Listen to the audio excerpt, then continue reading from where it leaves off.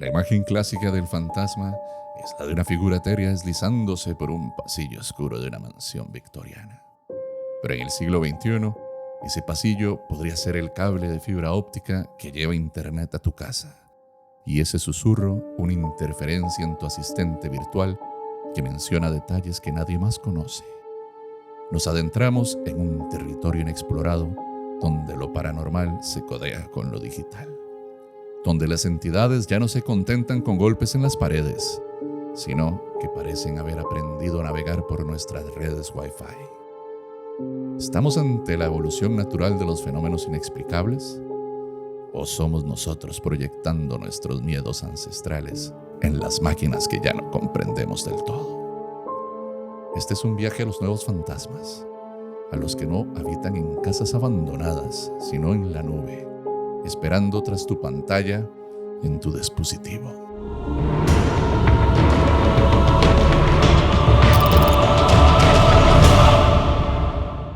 Hay historias que no encontrarás en los libros de texto, verdades ocultas tras espesas capas de silencio institucional, olvido conveniente y miedo. Casos que desafiaron a la justicia, retaron a la ciencia o simplemente nunca debieron de ser contados. Este es un espacio para esas narrativas. Gracias por acompañarnos en este viaje por los rincones más oscuros y olvidados de la historia real. Si aún no lo has hecho, suscríbete y activa las notificaciones para no perderte ningún episodio. Soy Manuel Fernández y esto es Expediente Sombra. Historias reales desde el lado oscuro de la verdad. Casos de estudio. Cuando la tecnología se convierte en medio.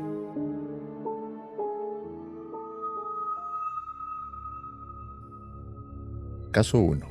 El asistente virtual que escuchaba voces. Austin, Texas, 2023. La historia de Marcas y Sofía, ambos ingenieros en Silicon Hills, un centro tecnológico de Austin, Texas, es particularmente desconcertante, precisamente por su profesionalismo. Durante 3 meses mantuvieron un meticuloso diario de incidentes, documentando 47 eventos anórmalos con fechas, hora y descripción detallada. Sofía relata con una mezcla de escepticismo técnico y genuina perplejidad. La primera vez fue un domingo por la tarde. El dispositivo dijo sin previo aviso: la puerta del jardín está abierta. Marcas fue a revisar y efectivamente estaba abierta. Lo atribuimos a que el micrófono había captado nuestra conversación sobre el jardín y había hecho una asociación errónea. Pero luego vinieron las noches. A las 13:17 de la mañana, una voz que no estaba entre las opciones del sistema anunció: él está detrás de ti. Me giré. Obviamente no había nadie, pero la sensación de frío fue instantánea, palpable. Revisamos las grabaciones en la aplicación y ahí estaba, una voz ronca, granulada, que no coincidía con ningún canal de televisión o radio cercano, que susurró esa frase con claridad.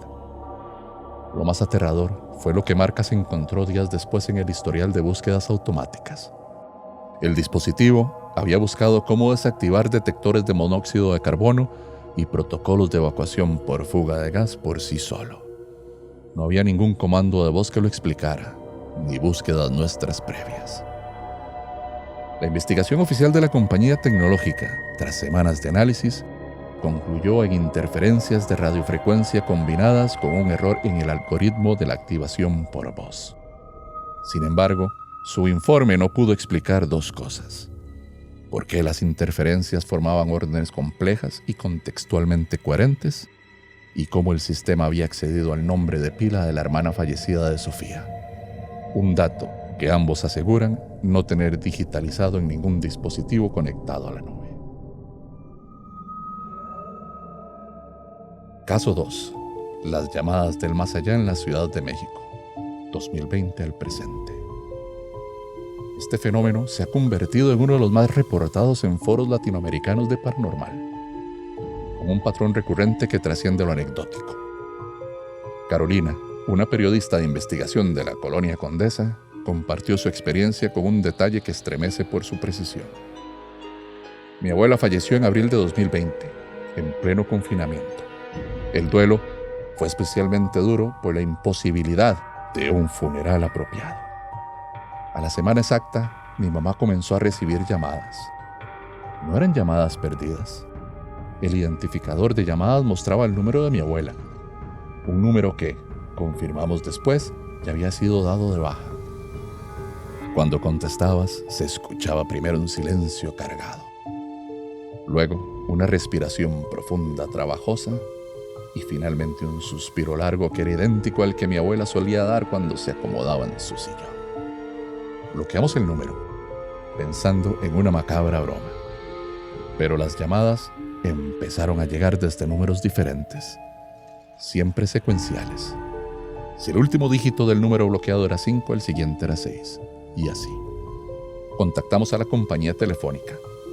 Su respuesta nos dejó sin aliento. Esos números que nos llamaban ni siquiera estaban en servicio. No existían en su base de datos. Eran números fantasmas, literalmente. ¿Cómo puede llamarte un número que no existe en el plano técnico? Este caso encuentra un eco escalofriante en testimonios de Argentina, donde familiares de víctimas de la tragedia de Once recibieron llamadas de sus seres queridos desde números inexistentes. Y en Chile, donde después del terremoto del 2010, varios sobrevivientes reportaron fenómenos similares. El patrón sugiere que eventos traumáticos colectivos podrían actuar como un catalizador para estas manifestaciones digitales. Caso 3. El espectro de la cámara de seguridad. Bogotá, Colombia, 2022.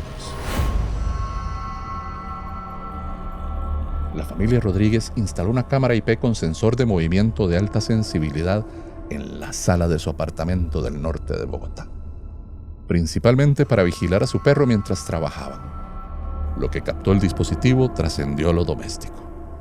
Javier, el padre de familia, un contador público de mentalidad práctica, se vio forzado a reconsiderar su visión del mundo.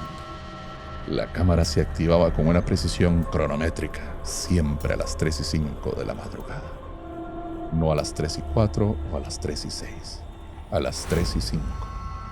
Al revisar las grabaciones en la nube, se veía una figura baja, difusa, como la silueta desdibujada de un niño, que pasaba corriendo de derecha a izquierda frente al lente de la cámara. No hacía el más mínimo ruido. El perro, que dormía en la misma sala, no se inmutaba, no levantaba la cabeza. Un día, exhausto por la intriga, decidió quedarse despierto en la sala, oculto tras un sillón. A las 3:05 en punto, la cámara se encendió. Su luz LED infrarroja se activó iluminando la instancia de un rojo tenue.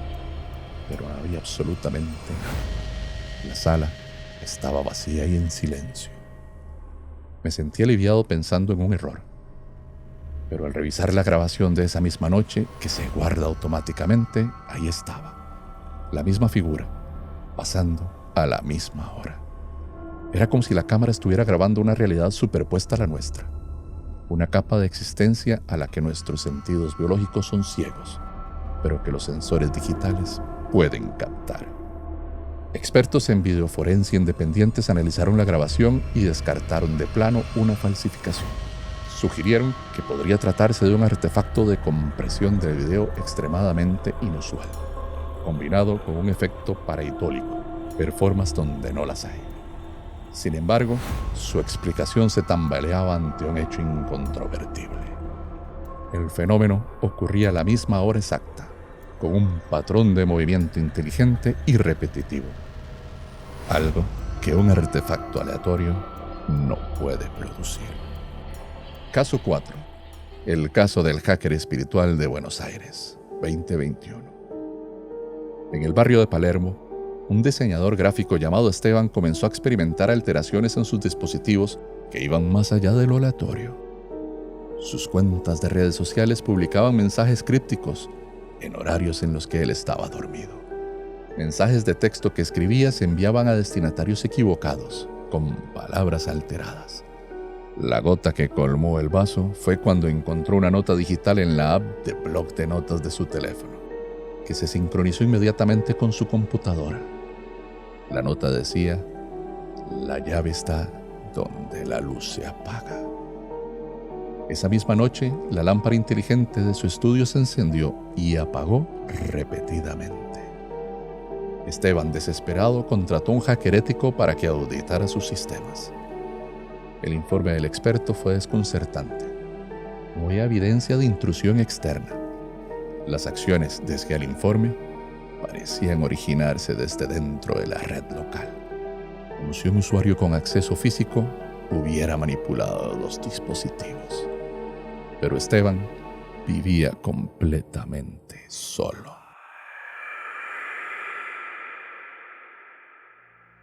La viralización del miedo. TikTok, YouTube y la nueva casa de fantasmas. Las redes sociales han democratizado y transformado radicalmente la investigación paranormal. Ya no es un campo reservado a unos pocos investigadores con sus carísimos equipos. En plataformas como TikTok, hashtags como #fantasmasdigitales, #paranormaltecnológico y #GhostInTheMachine acumulan colectivamente miles de millones de vistas. Los cazadores de fantasmas modernos son a menudo jóvenes que usan las herramientas que tienen a mano. Aplicaciones que convierten campos electromagnéticos en voces sintetizadas en tiempo real. Analizadores de espectros de audio en sus laptops o simplemente el modo de grabación de video de alta resolución de sus smartphones. La doctora Anají Reyes, socióloga de la UNAM, especializada en cultura digital, analiza este fenómeno con profundidad. Estamos presenciando la folclorización digital de lo paranormal. Hay una ansia colectiva por encontrar evidencia tangible, empírica de lo sobrenatural. Antes, la evidencia era una foto granulada o un EVP, fenómeno de voz electrónica casi inaudible. Hoy, se exige video en 4K, audio multicanal y datos en tiempo real. La tecnología se ha convertido en el nuevo medium de validación, el oráculo moderno. Lo radicalmente nuevo es la inmediatez y la colectivización del fenómeno.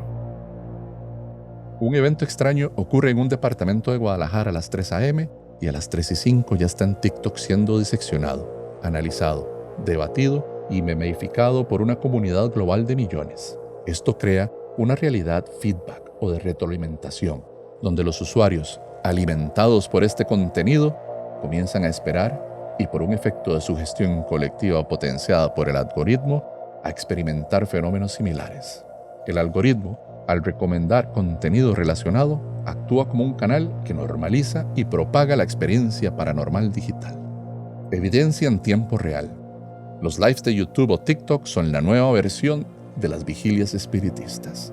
Creadores de contenido pasan la noche en lugares encantados o, significativamente, en sus propias casas, rodeados de decenas de dispositivos electrónicos, móviles, tablets, ordenadores, asistentes de voz, esperando que algo interactúe con ellos en directo, delante de una audiencia de miles. La interacción en directo es clave. La audiencia sugiere preguntas para hacerle a la entidad a través de los dispositivos. Desafíos virales y rituales digitales, como el Charlie Challenge, que involucraba lápices y papel, pero se viralizó exclusivamente online, o el más reciente desafío de llamar a un fantasma con el espejo selfie del celular. Estos retos mezclan el folclore tradicional con la tecnología cotidiana, creando rituales modernos accesibles para cualquier persona con un smartphone. La estética del glitch. Lo paranormal digital ha desarrollado su propia estética específica y reconocible. Interferencia de video, píxeles corruptos, voces robóticas distorsionadas, códigos de error, pantallas azules.